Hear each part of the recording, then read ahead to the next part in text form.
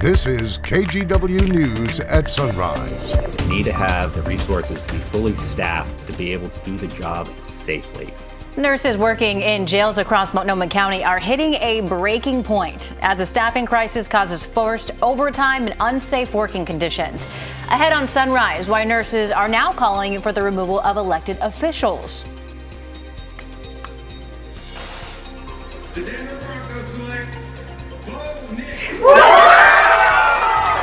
An exciting moment for sure for Oregon's finest in football, picked in the first round of the NFL draft, where we can see them play in the big leagues coming up in just a bit. And check this out, a rare sight out at the Oregon coast. A giant Pacific, that's octopus, Rod. Get closer. Oh, it is? Yep, yeah. There it is. Thank you. We'll have the details coming up in our 5:30 half hour. Oh my gosh, that is so cool. Oh, okay. I thought you were going to say cute. I mean, it's cool though, a cool one. You thought it was cool too. I saw you looking. Cool. My especially our son loves octopuses and squids and whatnot. Is it octopi or octopuses? I think it's octopuses. Octopuses. Anyway, we digress. Excuse me. It is a Friday, everyone. Glad you're here with us. What are we looking at today weather-wise? I just realized how bright you are. The color, your top, very nice. Thank you. Very bright. It is a Friday. I just turned and went, whoa. All right. We've got rain on the radar, but not the steady stuff that we had yesterday. And if you are just waking up and joining us, a lot of this rain is going to migrate down to the south as we go through the day. So this certainly will not be as wet as we had on Thursday. 52 is the number out there. We still have clouds. We still have pretty mild temperatures out. And with the lack of sun, I hold us in the 50s again today. 55 at noon, about 58 at 5 o'clock. Yesterday, we did pick up over half of an inch of rain. Today, maybe we get up to a quarter. Here's Chris. The lawns and especially the golf courses. Thank you, Rod. Now be kind to them this weekend. Let's go ahead and pick up the drive south of town, I-5 near Wilsonville Road.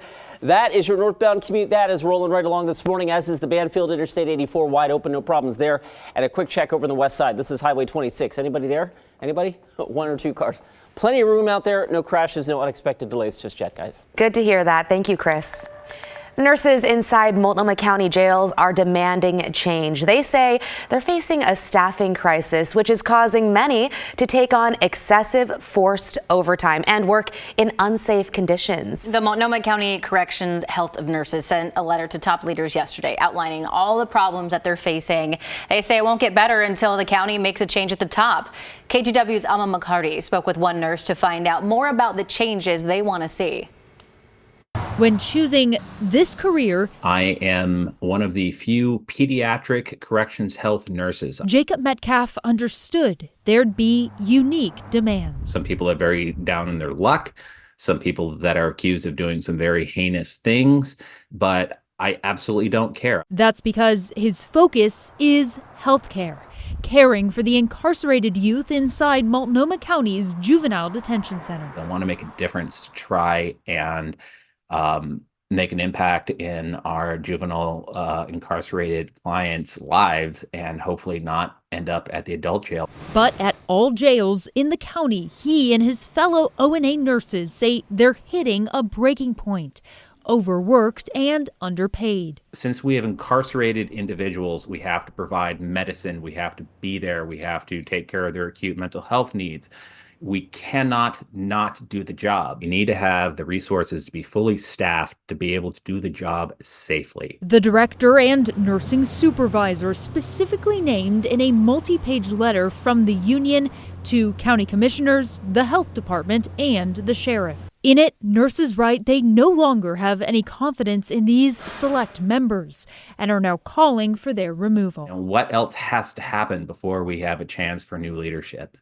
That's all we're asking for. Corrections nurses claim gross mismanagement by the current director, who they say left for over a month during a crisis of inmate deaths last year, created a hostile work environment, and ignored staff's concerns about the conditions in the jails.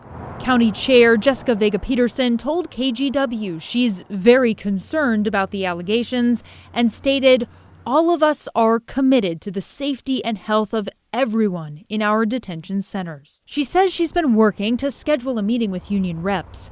The union is also pushing to present their case to the full Board of Commissioners. I care about the county. I care about doing this job. I want to work this job until I retire. I want to go the distance. Alma McCarty, KGW News. An anonymous social media threat made against Benson High School in Southeast Portland is prompting more security on campus today. Parents got an email about the situation. Portland police say at this point there's no threat to the community, and they have not released many details, but say there will be officers stationed near the school out of caution. In addition to extra security on campus, the Portland Public School District says counselors will be on hand to support students. And today, investigators are looking into a report of a gun on campus at Estacada High. The Clackamas County Sheriff's Office says a group reportedly walked onto campus yesterday and told a group of students that they had a gun. The school was put into lockdown. Officers couldn't find anyone at the time, and the lockdown was lifted. Later in the day, though, deputies identified 3 teens in the area that they believe were involved. No weapons were found, and the investigation is ongoing. We want to continue our KGW Solutions project with a look at education, specifically chronic absenteeism. That's when students miss at least 10% of school days. As we've reported, it's a problem for school districts across Oregon. But officials in one district say they've figured out a way to reverse the trend. In Jervis, chronic absenteeism dropped 12% for elementary school and 17% in middle school. Administrators say they're getting creative to find solutions, and one way is with incentives, things like hosting popcorn parties and giving prizes to kids when behavior changes for the better.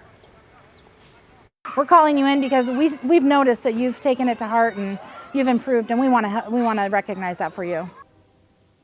You can catch the full story on KGW.com and see what lawmakers are doing to help. And if you know someone or an organization doing good work in our community to solve some of our biggest challenges, we want to hear from you. Email solutions@kgw.com.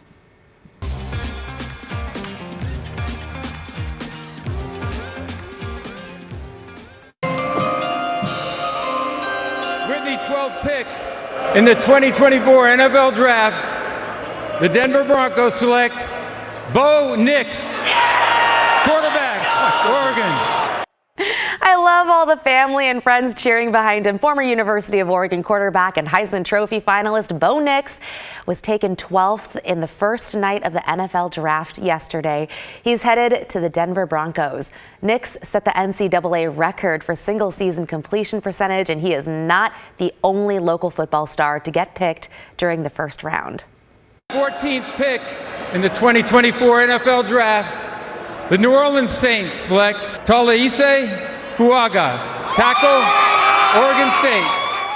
Yep, and with that, Beavers offensive lineman Talise Fuaga picked 14th overall. Fuaga is the first Oregon State offensive lineman to be selected in the first round and the first Beaver to be selected in the first round in a decade.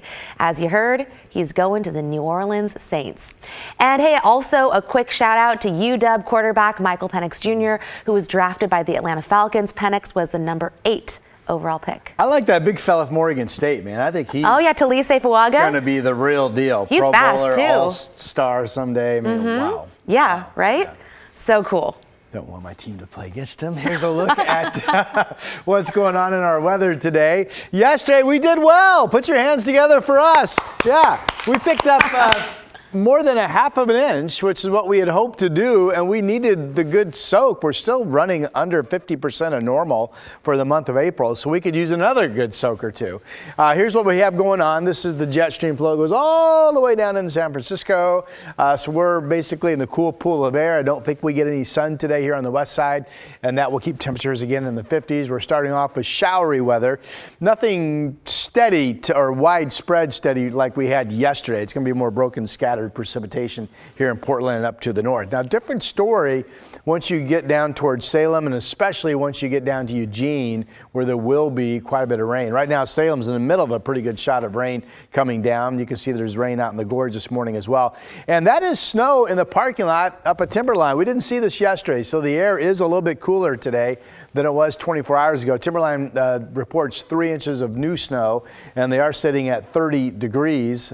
Passes are fine, though. There's Governor McCamp at 37. Now, if you are going up there, you may drive through some snow showers, but the road's okay. This is Santiam, 33, and temperatures will be above freezing during the day there, and it will be above freezing at Willamette Pass as well. But again, cool enough. You want to check conditions before you go.